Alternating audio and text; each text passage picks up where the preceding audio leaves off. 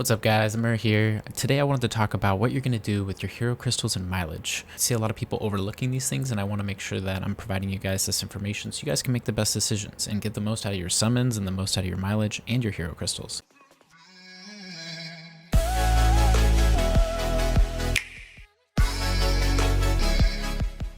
But before we begin, I just want to give you guys a call out. We finally hit the 100 subscriber goal for this channel. And it would not be possible without you guys watching these videos, so thank you so much for coming in and checking out my content today. I recently made a Guardian Tales emote for the celebration of it. I'm going to put it on my Discord server for all to use. I'm also working on getting it on the official server, and then also it's going to become a subscriber emote on my Twitch channel. Alright guys, first off, let's go ahead and talk about hero crystals for a second. If you figured this out, you're an intelligent individual. You deserve a high five. But I was debated by the Gacha gods, and I ended up making a very common mistake early in the game, but I'm not going to do that anymore, I promise you. If you are spending your hero crystals on rank 3 unit evolution shards, you need to stop right now. You are hurting yourself immensely in the long run. If you are rushing your character to max level as quickly as possible to compete with the big ocean mammals in the arena, you are only half right. You should primarily only focus on one character for max leveling, for awakening, but then also limit breaking. If you think ranking Marina to 5 or Bari or Nari to 5, and you think that's enough, you're gonna get stomped in the arena or the Coliseum, and you're gonna be stomped by the people who figured this out, and it's not your fault. Cacao did not do a great job of reinforcing how important the final step is. You need to save your hero crystals for their true purpose, and that is limit breaking. Now, some people say this from the start, but people don't realize why. The differences between the left being jailbroken, limit broken 4 times, 4,000 DPS difference, and a toughness of 60,000. Like, that's insane. That's an insane difference in just 4. Now, to get there, right? It's going to require $1 million. 700 hero crystals to max limit break a unit that is rank 3. Alright, now let's talk about mileage for a second. Now with mileage, you can summon any rank 3 unit or exclusive weapon. So the 2 rules I have for this is never pull a rank 2 unit exclusive weapon ever, and you should always prioritize exclusive weapons for your mileage payout for a character that you own. Now the reason that you would never do it for rank 2 is pretty cut, clear and dry. The game gives them to you over time, or there's events for them, or you're probably going to get it through the summoning process when there's an event and you do end up going for summons for equipment.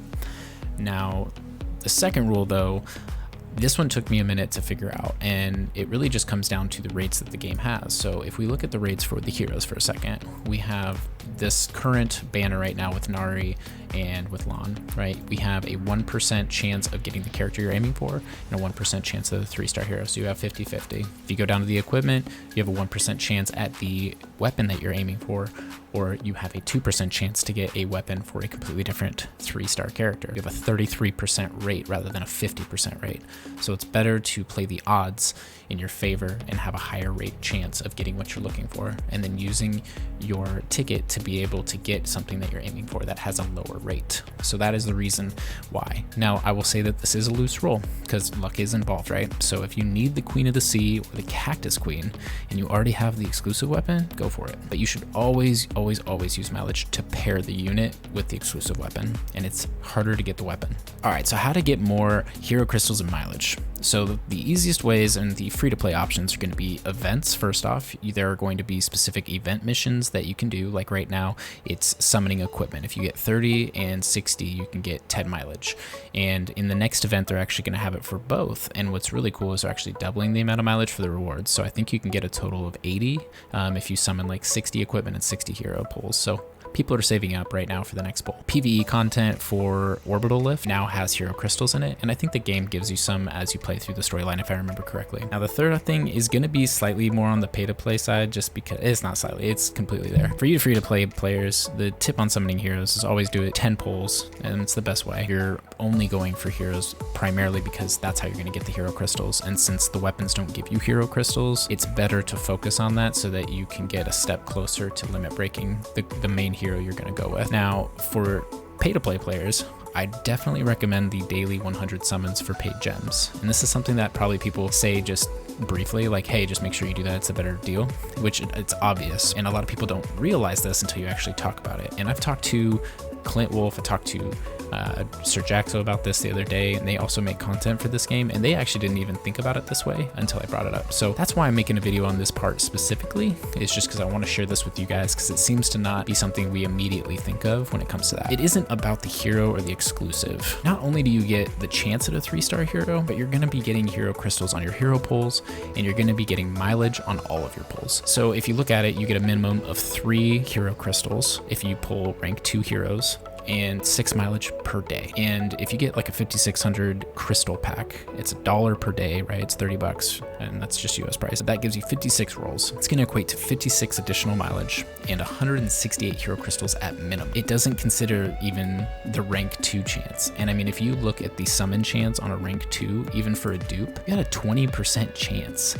If you do 20% on 56 pulls, don't do math right now, Mur. That's 160 additional hero crystals that I'm not accounting for here. So that could be basically doubling your rate if you got 22-star. And if you got a dupe 3-star, honestly, that could actually be a little bit of a win, especially if you are a little bit pay to play, because that's a 17% instant way to get closer to the rank 3 that you're looking for, rather than waiting on random chance to give it to you. Now, the reason I bring this up is that if you go for a 5600 diamond, it's worth 2 10 pulls for a free-to-play player, right? Let's look at that for a second. That's 20 mileage and 20 hero crystals for free gems. You're tripling your reward by playing the long-term gain for your main hero. And that's really the key. It's what the game gives you on hero crystals in the new content and events. You could potentially max limit break in 2 to 3 months, given your weekly free gems, given the arena and coliseum rewards, guild, and all that. And it's not like you're gonna suck in those things. So you're probably gonna have some higher stuff if you have a rank 5, but you're gonna hit a wall. Plus, the new content could drop more rewards. All right, guys, thanks again for checking out this video on hero crystals and mileage and how to get more out of your end game. Whether you are free to play or pay to play, you'll get there. Just start focusing on the right stuff now if you haven't already figured it out. The max limit break in your one main unit has a substantially better outcome for you guys and better stats, and it's gonna withhold arena, coliseum, and all late game content is gonna help carry you through. Hope this helped you guys. If you guys felt that it did, please give it a like, subscribe to the channel. Make sure to comment down below if you have any questions. Thanks again, guys. I'll see you guys in the next one.